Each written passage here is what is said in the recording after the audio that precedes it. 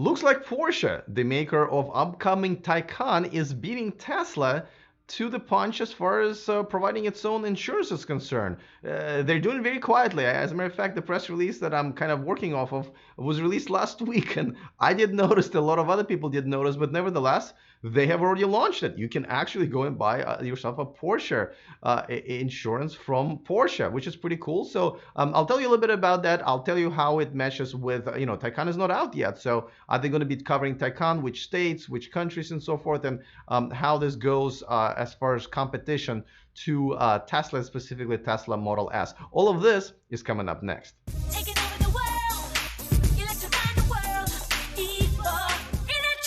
Welcome to E4 Electric, your number one source of unbiased electric car news. If this is your first time here, go ahead and click on the subscribe button. And if it's your second time here, I'm assuming you've already subscribed, but there's still bell notification icon to click on. That way you won't miss anything moving forward. All right, well, here's a Porsche Taycan coming. September is going to be the final unveiling, or the main unveiling, I guess, and it's going to be in production within a couple of weeks after that. I believe Europe first, then the United States very shortly after. People are anticipating this car. I would say this is the first worthy competitor of Tesla Model S. The specs are pretty good. A lot of people love the shape, not as much as they love the original prototype of Mission E. We'll see. I kind of secretly hope they're going to go back just a little bit with their final version, but they've been testing all these prototypes so much and pretty much without any camouflage, so the hopes are fading, definitely. But anyway, let's talk about insurance. So last week they released it, so on the 20th, right? So exactly a week ago they released a press release saying that they're launching this website for Porsche insurance. Now, this is not specific for Taycan, though they will cover Taycan, but they've launched it so their users can have a custom quotes. And I try going around and seeing if people who are getting these quotes for their Porsches, and as long as you have 1981 or more current model or younger model, is that the right? 1981 and up. As long as you have the car that you bought after 1981, you should be able to get a quote. I was wondering if it's competitive enough, but the thing is, what they're doing is they're going to be basing it, and they're basing it on mileage. So you can literally have two identical drivers, two identical cars, and yet they will have a different rate because drivers will have to snap a picture of an odometer, and depending on how many miles they've driven, the insurance rate will be different. I'm still assuming it's comparable one way or another, but there's just not enough data right now, and enough people buying and comparing to decide. I think we need to wait and see, but nevertheless, I'm sure they'll be adjusting if they're not competitive, because that's what happened to Tesla before. They're just starting in 2 states right now. So it's launched in Illinois and Oregon, and they will be expanding in more states. I think that's just how they're starting out. Obviously, they want to offer it not just nationwide here in the United States, but worldwide, I'm assuming. And I don't know if they got this idea from Tesla, or they really realized that this is something that, essentially helps their owners to control the insurance costs, because doesn't matter how much money you're spending on your monthly payments, and then on gas or electricity, and then on tires, and then on insurance and so forth. People care how much money are they dumping into their cars altogether per month, right? So if Porsche can help with the insurance, that obviously makes the car more appealing, the brand more appealing. The one thing that they're proud of is they are not going to be putting a tracking device like Progressive has right now with a I forget the name of it, with a snap something. Every time I see Flo on TV, I just fast forward. Sorry, I love her, but it's enough at this point.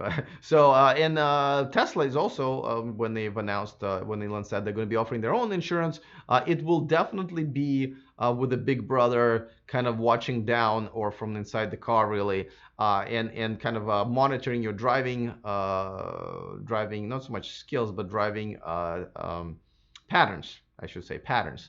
And your insurance rate is going to be based on that. So if you have a P100DL, you will have a choice of taking advantage of the technology or paying lower monthly rates for your insurance. So when Porsche Taycan comes out, here's another picture of it. It will be covered depending on how many states, of course, it has. But let's talk about how this is going to compete with Tesla, because Tesla is going to be coming out with their insurance company. So let me remind you about that. But let me also remind you what happened before when they already tried. Before that, a quick reminder that this video and this show is sponsored by Byton. Check out an all new M-Byte, all electric SUV coming to the US and Europe starting at only $45,000, and that's before incentive, guys. So not a bad deal. Join myself and more than 50,000 people who've already reserved one, and you know it's a zero down to reserve.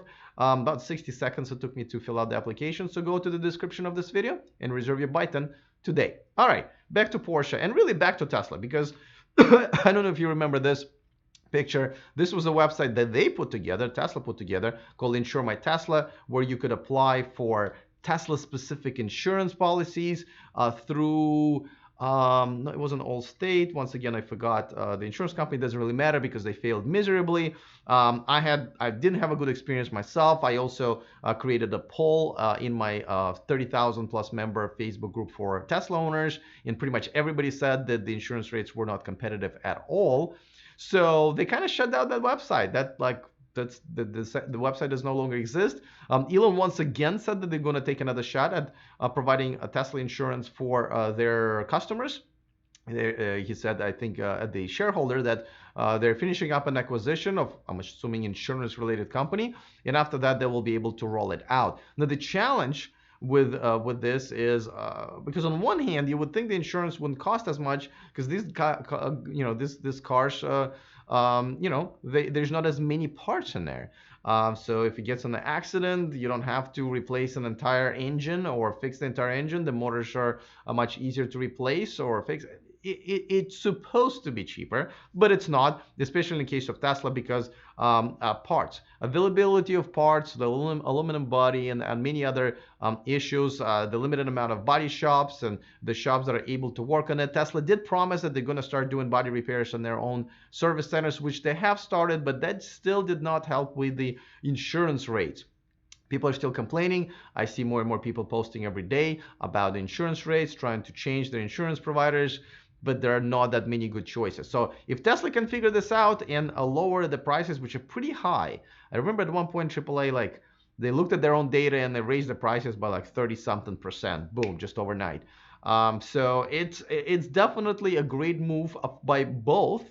But maybe this is where the industry is going, right? Because like one of the things that Porsche is saying is that, you know, parts availability, scheduling the appointment, and just the whole process, which usually is, I mean, I agree, if you guys ever been in a car accident, it's pretty tedious. It's just not fun, and it lasts for a long time. If the insurance company in your basically the company that owns the shops, repair shops, are the same, everything makes it much easier. Obviously you can still take your Porsche, and I'm assuming same thing with Tesla, somewhere else, but it has to be a certified shop, which is much easier with Porsche because they allow that, and Tesla doesn't really allow that as much. There's still very limited amount of them, and a lot of body shops don't really want to participate in and even deal with Porsche. I've talked to a few pretty known big body shops in the Bay Area, and they're like, no, we do not want to deal with Tesla, just because quite a few, and this whole different video actually. So, but back to Porsche, kudos to them for kind of beating Tesla to the punch here. I don't know if Tesla's going to catch up and beat them back by the time Taycan comes out, but let this be hopefully a new trend for all automakers. If that can make our insurance rates lower, I would be all for it. Let me know in the comment section. Are you happy with the insurance rate that you're paying for your electric car, and especially if it's Tesla? If not, how much do you think you're overpaying compared if you had a gas car in the same price range? So let me know. And while you're doing that, don't forget to get on our VIP list, where we send a bonus story every Saturday, a story that we just are not able to fit in. And even though I make 15 videos a week, so sign up. It's free, e4electric.com/VIP. That's a second free deal that you'll find in the description of this video. Quick shout out to Kevin Wong, one of my newer Patreons, the only place where you can watch me live. And of course, thank you for contributing to this independent channel. All right, let me hear it. Insurance rates, disappointments, triumphs. I want to know all of it. And for now, I'm going to leave you with this. Of course, my final words, as always, don't forget to stay charged.